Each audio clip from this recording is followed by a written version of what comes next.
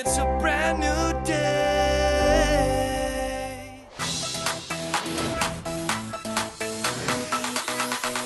My name is Wendy McLendon-Covey, and Tyler would maybe recognize me from The Goldbergs or Bridesmaids or Reno 911.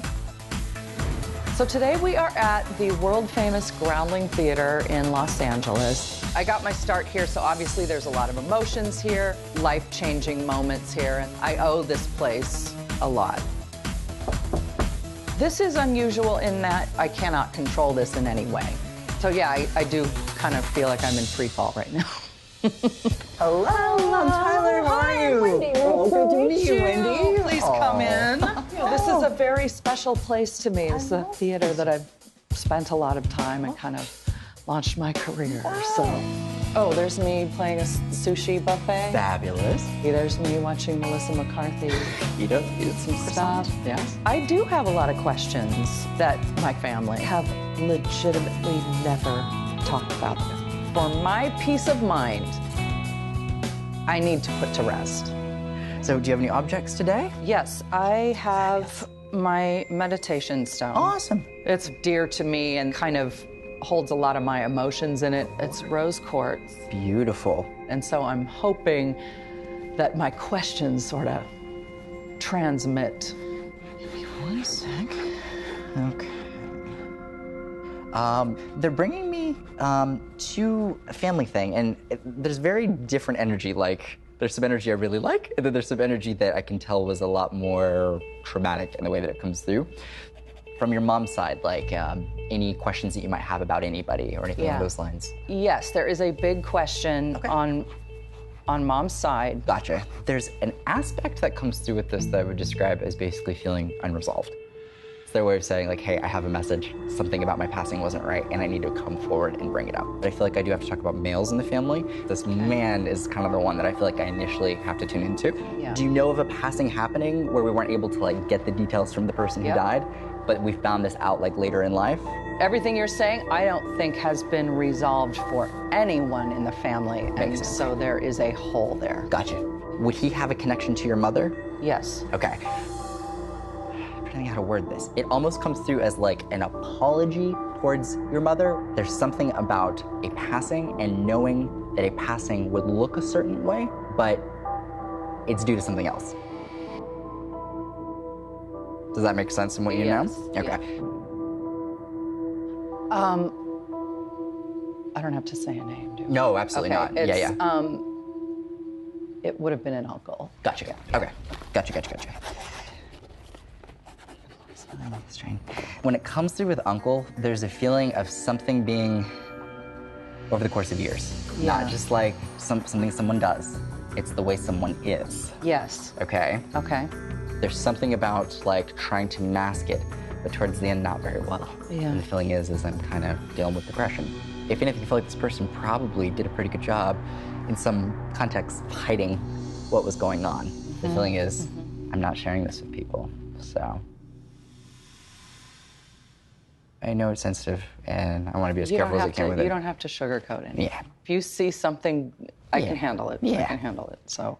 In a reading, symbolically, when people go like that, they're placing some form of accountability externally. When they go like that, they're placing accountability internally. He's doing this to me. Okay. So this is very much on me, is the way it's being put. So that's the tricky part. So we're talking about a suicide. Right.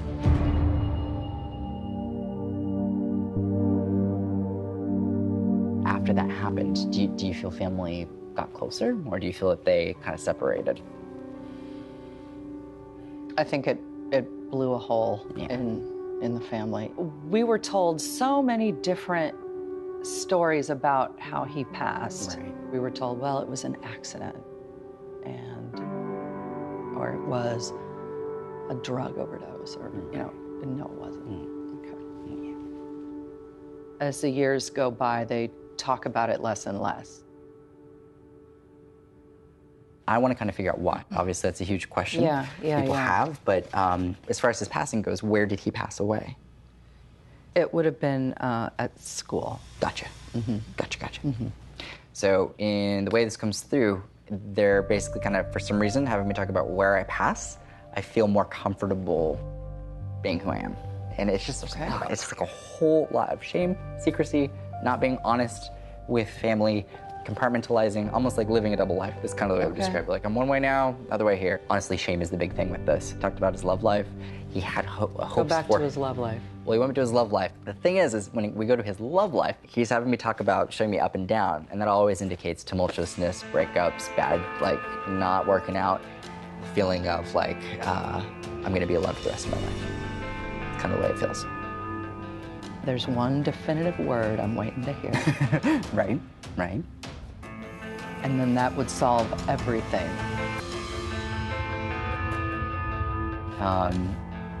Saying one thing, doing another, trying to keep mom in the loop, but not being able to be completely honest. I mean, it's kind of speaks for itself there. It's. Could he have been a gay man? That's what I'm waiting for him to come right out and and say. So that is correct.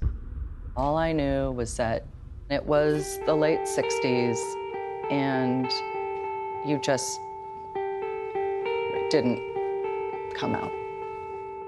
Yeah. It's a lot to process. Yeah, that makes me want to go out and fight. You know, no one should have to feel that way.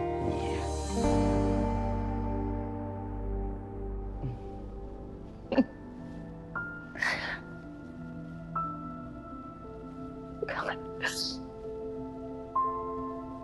Do you have any Kleenexes? I get ugly. I'm sorry.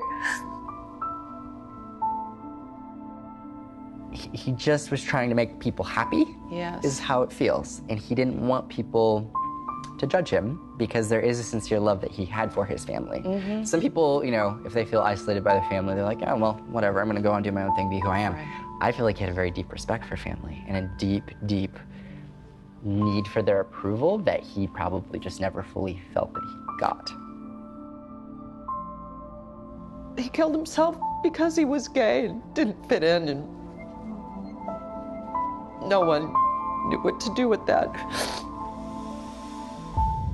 Just recently, my in-laws found out that my mother even had a brother. Wow. So that's weird to me that someone has just kind of faded away. So why is that? And why won't anybody talk about it? Shame is just such a powerful emotion, and people are afraid, especially when people take their own life, that they have accountability or that they could have done something different, and it just all gets translated to silence. And I'm just trying to move on, and I think everyone copes in their own way, and especially when something's so sudden, that grief can really be extreme. So. Yeah. Your mother's brother, like, there's just such an insistence on that dynamic. If mom is still holding on to guilt, there's just basically this way of just wanting it to be let go. Yeah. My family is not going to be pleased that I did this. And, but I got to think what's going to help. What's going to help more people, me not telling this story or me telling this story. Because no one should have to go through that. The word gay has never been mentioned for my family. That's something I connected the dots. Now all the pieces kind of fall into place. I'm glad. You know, it's one of those things I always say, reading isn't the cure for grief, but it can help us leave with a deeper sense of perspective and being able to put certain things to rest, you know. He's at peace with it, and he wants the rest of the family to be at peace with it. He's no longer ashamed. That's one of the big messages. Like, we may not have all the answers, but at least now, hopefully you know that his soul has found a deeper sense of peace just for being able to be open finally. That's big. Big deal. Yes. Very big deal. I can't stress it enough how grateful I am that I got to do this, that I learned what I learned. Give this to you. There you go. Thank you. I signed it at the bottom. I feel like I have come down the mountain in an avalanche. It's a lot. This is no joke. I don't know how Tyler does this on a day-to-day basis. When shame comes through, it really comes through as an emotion, but also a visual. I get a feeling of shame almost as a recollected memory, and then the visual of it is oftentimes of a thumb going down. So I know that's kind of weird, but that's shame to me. He has a gift. He's the real deal. Her name was Wendy, and she was from the film Bridesmaids. The crack a sheet. I love her. Yes. Oh, she's a comedian. She is hilarious. Isn't she? Was so funny. But yeah, I mean, her uncle passed away, and a lot of this was due to his feelings about being gay and not being accepted. And shame was such a huge part of that family. And it just made me think about how lucky I am to have been supported through coming out. I think it just speaks to the importance of talking about things no matter how hard they are. Right. Talk them out. Say what needs to be said. Right. Maybe the hardest conversation you'll ever have, but you need to have it.